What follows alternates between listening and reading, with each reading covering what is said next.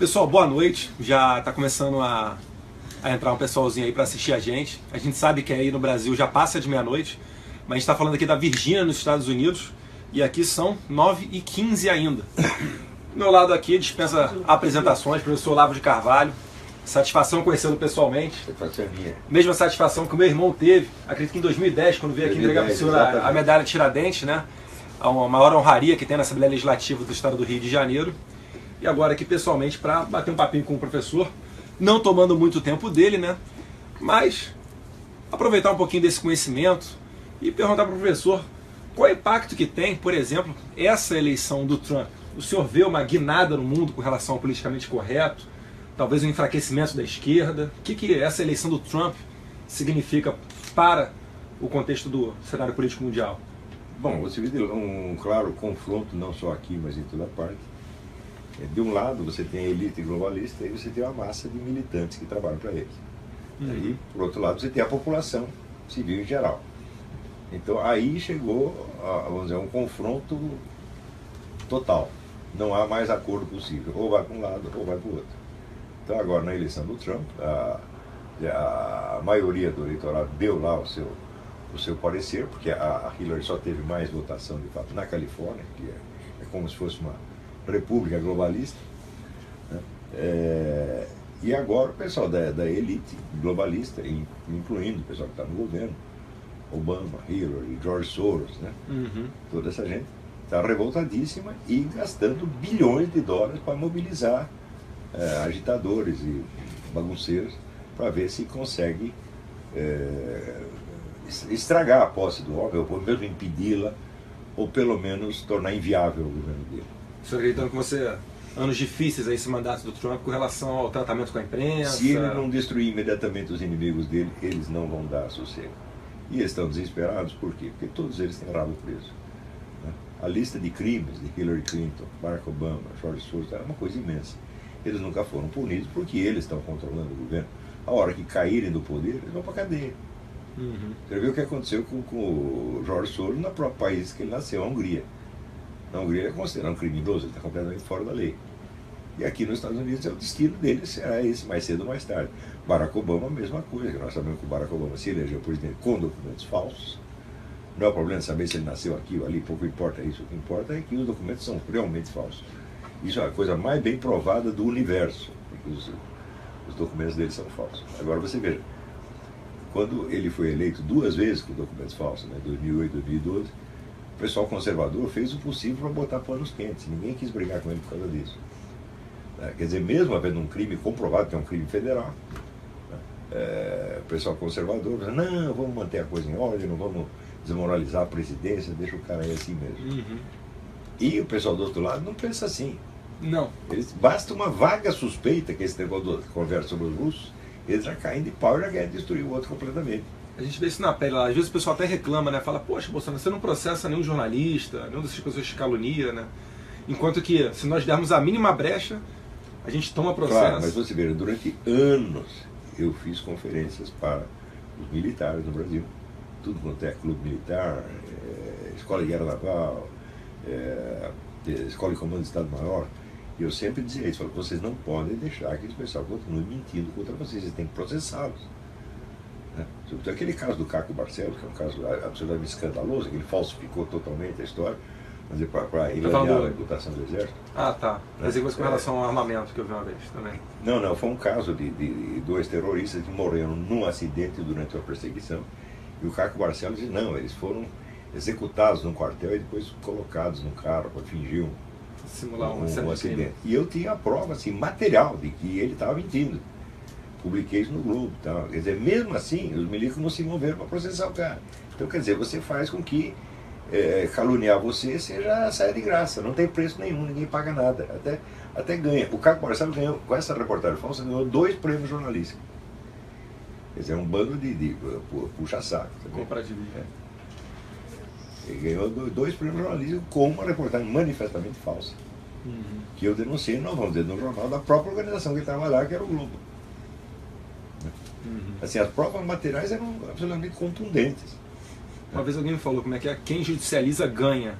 que já sai, né, já posa para a Não tenha imprensa. a menor dúvida, o primeiro que processa está ganhando. Né? Aliás, isso é uma sorte, porque esse pessoal todo jamais teve a coragem de me processar. O único que processou uma vez acabou tirando o meu nome da lista dos réus. Pegou outras pessoas e saí. Mas não processo, porque eles sabem que eu posso provar tudo que eu estou falando, então vão sair feio, então eu não processo. Agora eu já processei os 2 ou 3 aí, e ganhei. Eu estou esperando a oportunidade, quem sabe a gente... A minha norma é essa, não deixar passar. Você só não processa quando a dificuldade é muita. Né? Por exemplo, se o cara mora num terceiro país, fala, aí complicou, eu estou aqui, o juiz está no Brasil, o cara está, sei lá, na Zâmbia, aí fica difícil. Entendi. Mas se estiver ao seu alcance, tem que processar sim, sempre, nunca deixar passar. Porque é o seguinte, você vê, eu briguei muito na minha vida. E eu já cheguei à conclusão que se você não reage a uma agressão, você está convidando o agressor a bater mais. Né? Eu sempre briguei e me saí bem. Um dia eu precisava de um favor de um cara, ele estava bravo comigo, eu não sabia. E ele começou a me dar umas porradas, eu tentei apaziguar. Tentei ser pacifista. O que aconteceu? Me fudi. Então eu falo, nunca mais, agora aprendi. Não se faz mais isso. Então, aquele negócio que falava do Rumsfeld, né? A fraqueza atrai agressividade. E se você quer botar panos quentes, não sei o quê, o outro vai te bater mais. Então não deixa acontecer isso, não. Para derrubar. É. E mudando um pouquinho de assunto, mais ainda dentro da política, né? O pessoal me pergunta muito, por eu ser filho do Jair Bolsonaro, com relação à presidência da República, etc. O senhor consegue pintar um cenário mais ou menos para 2018, com candidatos, ou mais ou menos como é que seria essa corrida presidencial? Seria algo polarizado como ocorre aqui nos Estados Unidos? Eu vejo que o maior problema ali é um excesso de candidatos possíveis na direita. Se eles não entrarem num acordo entre si, não unificarem as forças, o outro lado vai ganhar. Porque o outro lado não tem ninguém, só tem o Ciro Gomes. Então o Ciro Gomes como é que diz, é a última chance que eles têm. Mas ele ficou esperando, ele serviu de office boy para os caras, se submeteu a tudo, aguardando a chance dele. É agora. Mas, e ele é um sujeito bem falante, capaz de impressionar pessoas. Tá? E do outro lado você tem um excesso de candidatos. Não vou nem falar os nomes para não complicar o negócio. Mas eu vejo 4 nomes possíveis, todos com muita chance. Eles têm que entrar em um acordo entre si, absolutamente. Eles têm que pensar, nós queremos ganhar ou queremos apenas competir? Né? A política não é brincadeira, não é joguinho de futebol de botão, que você vai lá para se divertir. Ele tem que entrar para ganhar. Né? Compreendi. E já encaminhando para o final aqui, queria que o professor desse uma palhinha para a gente, uma definição sobre fascismo, né? Que normalmente nós que somos da direita sempre somos acusados pelos nossos opositores de qualquer discussão já fala que é fascista, fora aqueles outros rótulos ali, né? Homofóbico, misógino, xenófobo, sexista, machista e tudo isso, só nos chamam de corrupto. Mas quando a gente pergunta para eles, né, o que é fascismo, eles de fato não sabem do que se trata. Eles não têm a menor ideia. Mas nada. É igual a pessoa que estava invadindo a escola e acho que foi até o Arthur do Mamãe Falei, né? Foi lá na escola e começou a perguntar: o que é PEC? Vocês estão contra a PEC 241, né? O que é PEC? Os caras não sabiam o que era, nem que PEC significava uma proposta de emenda à Constituição, né? Mas queria que o professor desse uma definição, né, de fascismo. O fascismo é uma variante do movimento socialista. O fascismo é um socialismo meia-bomba, na qual um governo centralizador se alia a grandes grupos econômicos e entre si eles decidem o destino de tudo. Na verdade, se você pensar bem, quase todo o regime que tem no mundo são de economia fascista hoje. O que é que você tem na China? É o governo e grandes grupos econômicos. O que você tem nos Estados Unidos? É o governo e grandes grupos econômicos. É sempre assim. O petrolão no Brasil? No Brasil, sobretudo. E essas políticas são sempre apoiadas pela esquerda. Então, o que eles estão xingando os outros de fascista? Tá certo? É aquele negócio do acuse do que você faz, xinga do que você é. Você vê, o fascismo surge na Itália como uma espécie de dissidência dentro do movimento socialista. E quando ele começa a crescer na Europa, sobretudo na Alemanha, é com a ajuda da União Soviética. Você vê, a Alemanha, por causa do Tratado de Versalhes, não podia ter um exército próprio. O que eles faziam? A União Soviética ofereceu o território dela para os alemães criar um exército ali, e criou. Então a União Soviética deu espaço para eles treinarem, deu ajuda técnica, ajuda militar, ajuda econômica. Se não fosse isso, o nazismo nem teria chegado a ser um problema internacional. Agora eles criam um monstro e depois eles dizem que a culpa é dos outros. Né? Hoje em dia tem vários livros. O primeiro que saiu foi do Ernest Toppitsch, sociólogo alemão. né, Stalin's War, a Guerra de Stalin, em que ele mostra ali, o Stalin criou esta coisa do nazismo, tá certo? Com o propósito de usá-lo como ponta de lança, porque ele entendia o nazismo como uma parte do movimento revolucionário, mas uma parte louca. Quer dizer, esses caras são capazes de derrubar a burguesia, mas não são capazes de governar. Então eles vão lá, fazem a farra toda, destroem tudo, e a gente vem atrás e toma tudo deles. Que foi exatamente o que aconteceu. Sim. O Hitler começou, derrubou lá um monte de governo, etc. Ele fez a guerra toda, daí veio o Stalin atrás, pegou tudo. Eu considero o Stalin o maior estrategista da história humana. Porque tudo aconteceu do jeito que ele disse e ele obteve tudo o que ele queria. Um negócio impressionante. Os outros são tudo falando, ó, Roosevelt, tá tudo papo furado. Só sabe perder. O Stalin botar todos eles no bolso. Então bem similar, então, fascismo e nazismo. Eles são similares em grande parte, mas o problema não é esse. O problema é que o comunismo usa o fascismo.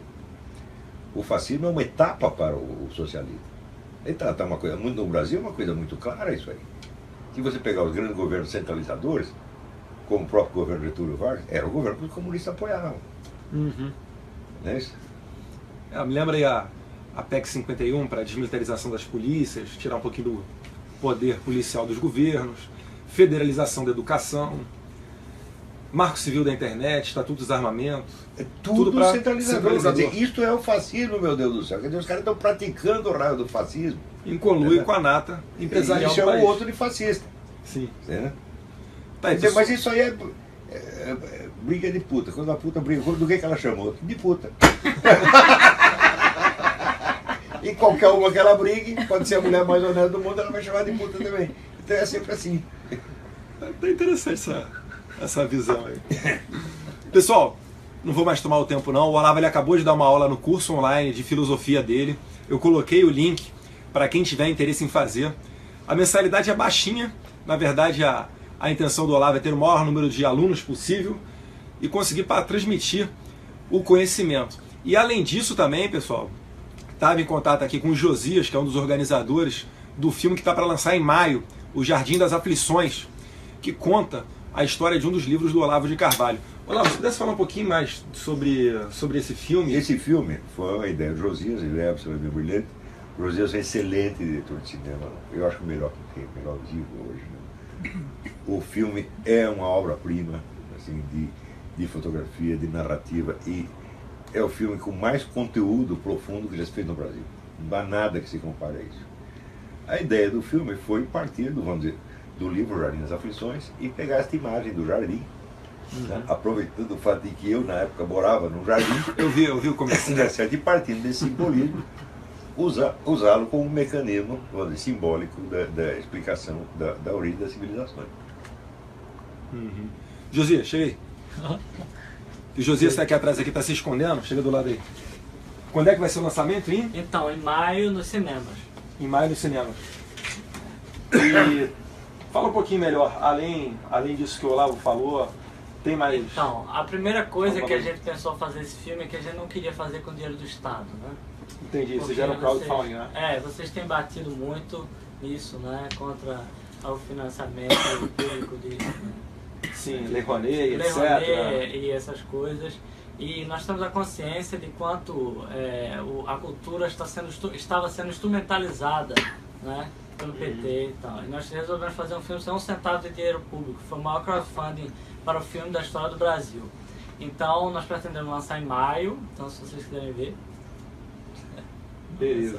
Agora, se os festivais aí fica boicotando, por quê? Porque são os medíocres, são os incapazes, não são capazes de fazer um filme bom. Então eles têm que se prevalecer do instrumento democrático. Boicotar quem está trabalhando e fazendo coisa boa. A própria lei. O filme foi recusado, né, para os festivais de Brasília, Festival de Gramado, Festival do Rio de Janeiro. Todos os festivais brasileiros que nós mandamos até agora foram recusados. Né? Olha, eu falo o seguinte, dependendo de quem te critique, isso é motivo de honra. Eu falo, quando o Lula estiver nos elogiando, desconfie. Aí é que você tem que colocar as duas patas atrás da orelha aí e começar a desconfiar de que alguma coisa tá no caminho errado. Professor, satisfação mais uma vez. Satisfação é minha, volte sempre. Mais uma vez, não, satisfação, porque eu estive aqui ontem. Paz, saúde, sucesso para o seu pai. Josias, valeu. Obrigado. Obrigado. Até a próxima aí, pessoal. Um abração. Vocês viram outro dia uma entrevista do Newt Gingrich a respeito do Trump. Ele disse uma coisa impressionante. Em 2 minutos ele disse: você sabe por que o pessoal não gosta do Trump? É porque ele não pertence ao círculo interno. Ele não fez as iniciações, ele não pertence à sociedade secreta. Assim. Então, gente que não pertence à sociedade secreta está começando a aparecer. Apareceu o Macri, aparece no Brasil o Bolsonaro, aparece o Trump nos Estados Unidos, na Europa também aparece o Nigel Farage. Então é gente que veio de fora, gente que veio do povo e que não está nesse círculo fechado. E é esse círculo que nós temos que quebrar, porque é isso que está estrangulando o mundo e está estrangulando o Brasil.